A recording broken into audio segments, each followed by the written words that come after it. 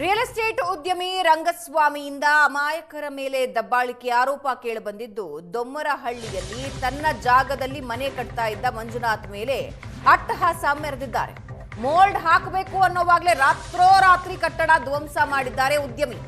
ಜಾಗ ನನ್ನದು ಅಂತ ಈ ರಿಯಲ್ ಎಸ್ಟೇಟ್ ಉದ್ಯಮಿ ರಂಗಸ್ವಾಮಿ ಹೇಳ್ತಾ ಇದ್ದು, ಕೋರ್ಟ್ ತಮ್ಮ ಪರ ತೀರ್ಪು ಕೊಟ್ಟ ಬಳಿಕ ಮನೆ ಕಟ್ಟೋದಕ್ಕೆ ಮಂಜುನಾಥ್ ಶುರು ಮಾಡ್ತಾರೆ. ಮನೆ ಕಟ್ಟೋದಕ್ಕೆ ಬಿಡದೆ ರಾತ್ರಿ ವೇಳೆ ಇಡೀ ಕಟ್ಟಡ ಧ್ವಂಸಗೊಳಿಸಿದ್ದಾರೆ ಅಂತ ಆರೋಪ ಕೇಳಿಬಂದಿದ್ದು, ಉದ್ಯಮಿ ರಂಗಸ್ವಾಮಿ ವಿರುದ್ಧ ಮಂಜುನಾಥ್ ಕುಟುಂಬ ಆರೋಪ ಮಾಡ್ತಾ ಇದೆ.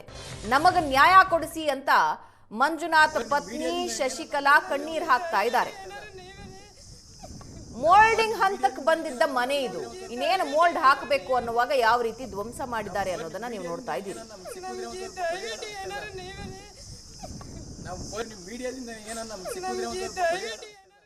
ರಾತ್ರೋಂದ್ರಾತ್ರಿ ಕಟ್ಟುತ್ತಿರುವ ಮನೆಯನ್ನು ಬಂದು ನೆಲಸಮ ಮಾಡಿರುವಂಥ ಘಟನೆ ನೆಲಮಂಗಲ ಬಳಿ ಇರುವಂತಹ ದೊಮ್ಮನಹಳ್ಳಿ ರಸ್ತೆಯಲ್ಲಿ ನಡೆದಿರುವಂಥದ್ದು. ಸದ್ಯ ನಾನು ಕಡೆ ನಡೆದಂಥ ಸ್ಥಳದಲ್ಲಿದ್ದೇನೆ. ನಿಮಗೆ ದೃಶ್ಯಾವಳಿಗಳಲ್ಲಿ ತೋರಿಸ್ತಾ ಹೋಗ್ತೇವೆ.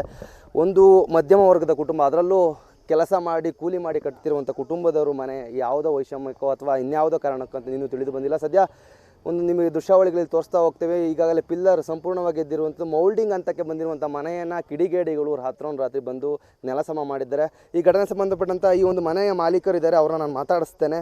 ರಾತ್ರಿ 2:30 ಸರ್, 2:30 ಸರ್.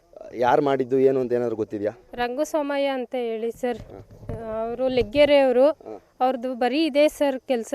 ಅವ್ರ ಮಗ ನವೀನ್, ಅವ್ರ ಹೆಂಡತಿ ಲಕ್ಷ್ಮೀದೇವಮ್ಮ, ಮತ್ತೆ ಇನ್ನೊಬ್ರು ಮಗನ ಹೆಸರು ಗೊತ್ತಿಲ್ಲ ಸರ್. ಇವ್ರು 4 ಜನನು ಸೇರಿ ಸರ್. ಇದು ಸೈಟು ಬಂದು ನಮಗೆ 2004ರಲ್ಲಿ ನಮಗಾಗಿರೋದು.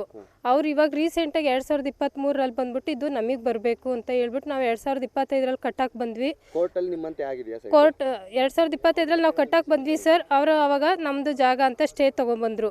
ನಾವು ಕೋರ್ಟ್ಗೆ ಹೋದ್ವಿ ಸರ್. ಕೋರ್ಟಲ್ಲಿ ಅದು ನಮಗೆ ಡಿಸ್ಮಿಸ್ ಆಯಿತು. ಇವಾಗ ರೀಸೆಂಟು ಮಾರ್ಚಲ್ಲಿ ಆಯಿತು ಸರ್, 2026 ಮಾರ್ಚಲ್ಲಿ ಆಯಿತು.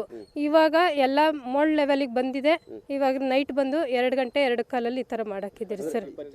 ಬಂದಿದ್ರು ಸರ್, ಬಂದು ಹಾಕ್ಬಿಟ್ಟು ಲೈಟ್ ಎಲ್ಲ ಕಿತ್ತಾಕ್ಬಿಟ್ಟು ನೈಟಲ್ಲಿ ಅದನ್ನು ಮಾಡೋಗಿದ್ರು. ನಾವು ಮಾದೆಂಕ್ನಳ್ಳಿ ಪೊಲೀಸ್ ಸ್ಟೇಷನ್ಗೆ ಹೋಗಿ ಕಂಪ್ಲೇಂಟ್ ಕೊಟ್ಟಿದ್ವಿ ಸರ್. ಪೊಲೀಸ್ ಏನಂತ ಹೇಳಿದ್ರು ಸರ್? ಅವರು ತಗೋತೀವಿ, ಆಕ್ಷನ್ ತಗೋತೀವಿ, ಅವ್ರನ್ನ ಕರೆದು ತಗೋತೀವಿ, ಹೋಗಿ ಇನ್ನು ಬರಲ್ಲ ಅಂತ ಹೇಳಿ ಕಳಿಸಿದ್ರು ಸರ್. ಹಾಕಿದ್ರು ಸರ್, ಸ್ಟೇ ತಗೊಂಡ್ಬಂದಿದ್ರು ಸರ್. ಆಗಿದೆ, ಹೌದು ಸರ್. ಡಿಸ್ಮಿಸ್ ಮಾಡಿಸ್ಕೊಂಡು ಬಂದೇನೆ ನಾವು ಕೆಲಸ ಮೂವ್ ಮಾಡಿಸಿದ್ವಿ ಸರ್.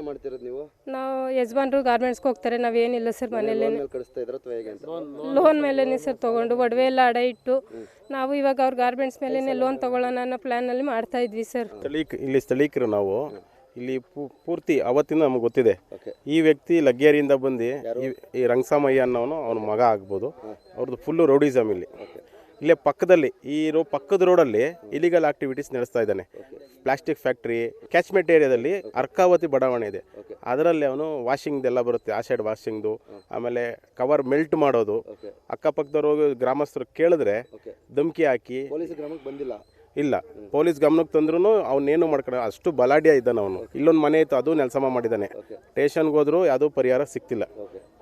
2-3 FIR ಆಗಿದೆ ಅವನ ಮೇಲೆ. FIR ಆದಾಗ ಹೋಗಿ ವಿಚಾರಣೆ ಮಾಡಿದ್ವಿ. FIR ಆದರೆ ಅವ್ನು ಅರೆಸ್ಟು ಮಾಡಿಲ್ಲ, ಅವನ ಮೇಲೆ ಎಂಕ್ವೈರಿನೂ ಆಗಿಲ್ಲ, ಏನೂ ಆಗಿಲ್ಲ. ನೋಡಿ, ರಾತ್ರಿ ಬಂದು ಹಿಂಗೆ ಉಳಿಸ್ತಾನೆ. ರಾತ್ರಿ ಒಂದು 20 ಜನ 5-6 ಕಾರು ದೊಣ್ಣೆಗಳು ಹಿಡ್ಕೊಂಡು ಇಲ್ಲಿ ನಿಂತಿದ್ದಾರೆ. ಯಾರು ಸ್ಥಳೀಕರು ಗ್ರಾಮಸ್ಥರೇ ಓಡಾಡೋಕೆ ಆಗ್ತಿಲ್ಲ ಇಲ್ಲಿ. ಎನಿ ಟೈಮ್ ಅವ್ನ ಗಾಡೀಲಿ ಮಾರಕಾಸ್ತ್ರಗಳು ಇದ್ದೇ ಇರುತ್ತೆ.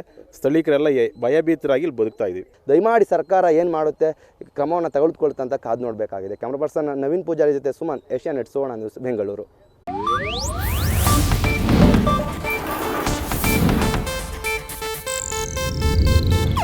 ಇದು ಏಷ್ಯಾನೆಟ್ ನ್ಯೂಸ್ ನೆಟ್ವರ್ಕ್ ಪ್ರಸ್ತುತಿ.